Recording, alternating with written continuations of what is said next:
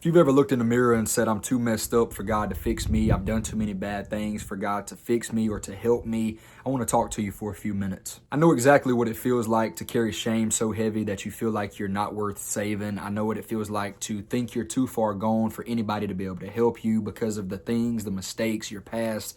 I know what it's like, and you're not alone.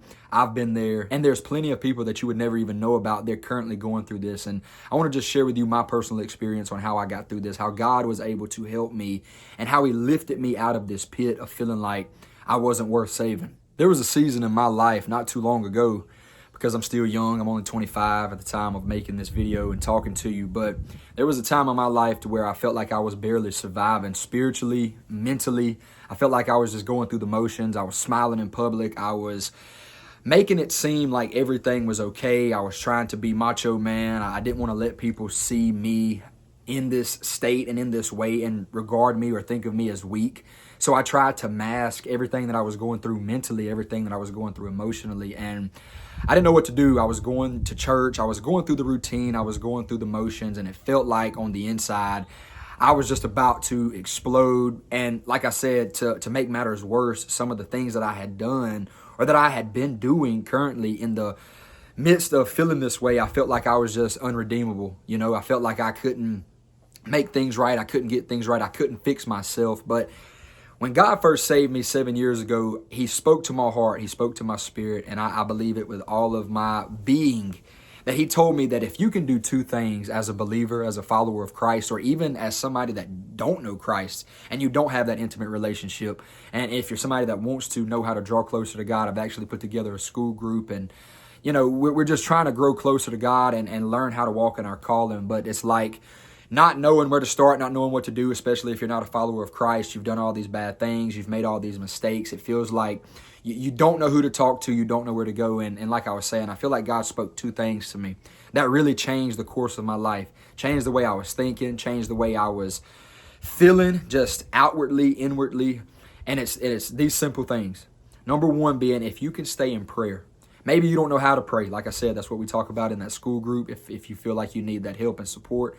But staying in communication with God and just talking to God, because I promise you, God can hear, He can understand, and He knows you better than you know yourself, and He can understand you and hear you and feel your pain that you don't even know how to express at times.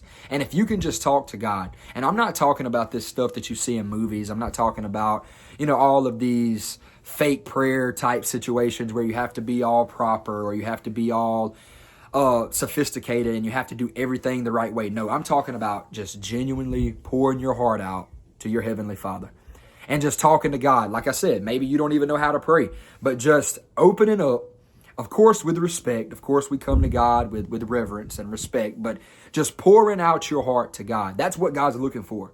That's what God wants to hear from me, from you. You don't have to have it all figured out. You don't have to have everything together. And when God really opened that concept up to me and that way of thinking up to me, that I didn't have to be perfect to pray. I didn't have to have it all figured out to pray. I didn't have to know the right, the wrong, and just know it all to pray. All I simply had to do was open my heart up and talk to God and pour out everything that I was feeling, the hurt, the pain, the frustration, the anger, the loneliness, like all of these things that I was genuinely going through and genuinely feeling in my life. Just giving that to God, talking to the Lord Jesus Christ about that. Again, I have to stress, respectfully, of course. Now, you know, I'm not going to go talking crazy to God, but just talking to Him like the Father that He is, the good Father that He is. The Bible says, Jesus said it like this. He said, I'm the good shepherd. And He said, my sheep know my voice. So when you really tap into that intimate place with God and you just begin to talk to Him, maybe you're driving down the highway, maybe you're at work, maybe you're doing whatever it is like throughout the day, like chores or errands, you're just talking to God and pouring your heart out, you will see a difference. Number two was reading my Bible. Allowing God to speak to me through His Word, through what He has given us to help us, to strengthen us, to direct us, and not trying to speed read, not trying to just see how much I could get done or trying to see how much I could read, but just genuinely slowing down and allowing God to speak to me, because I certainly believe that God can do more with one Bible verse than what we could do trying to read an entire chapter or an entire book on our own. So when I realized those two things and I just stayed consistent in prayer and reading my Bible, I began to feel hope. I began to sense and see hope in Jesus Christ. And no matter what was going on the outside, no matter what I was doing, no matter what I had going on, no matter, how I was trying to fix the situation, I stayed consistent in prayer and reading my Bible. I saw things begin to change in my mind, first and foremost, and in my life, second. And in my relationship with God, most importantly, everything began to turn around when I stayed consistent in doing those two things. That's when I realized God wasn't asking me to be perfect. He didn't want me to have it all figured out. He just wanted me. He just wanted a relationship with me. And I wasn't broken beyond repair, even though that's what the enemy was trying to make me think and trying to make me see. I wasn't too far gone. I wasn't too bad off. God did not forget about me. God actually just had to get me to the point to see that my full dependence and my full need was in him, was upon him, and that I couldn't do it on my own.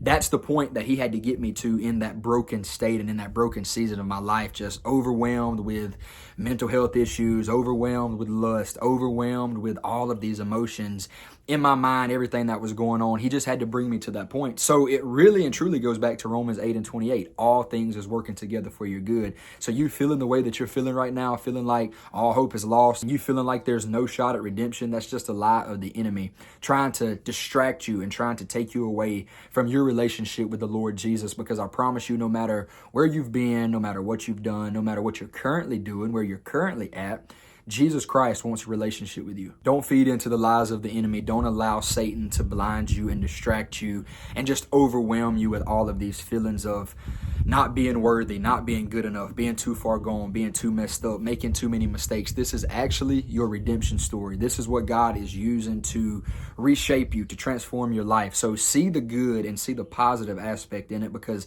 God has a plan. He knows exactly what he's doing, and you're not broken beyond repair. Listen, if you're somebody that wants or needs extra help and you just want a community of believers around you to support you, to help you, to teach you how to draw closer to God and get through some of these lonely seasons and some of these mental health issues and battles, I've put together a school group for exactly that, and I'll link it in the video description below this video, where we're just coming together as brothers and sisters in Christ and being a support system for one another. We're helping one another. If you don't need it, that's completely fine, but it's there for you as a resource. I'll also link a free ebook in the video description below this video. You can check that out too, and it just tells you exactly how the Bible tells us to strengthen our relationship with Jesus as well. So you have these resources there for you. I pray they can be a blessing to your life. I love you. I'm praying for you. I'm genuinely lifting up every viewer and subscriber to this channel. I'm lifting you up and I'm praying for you every day, asking God to let his will be done in your life. I'll see you next time.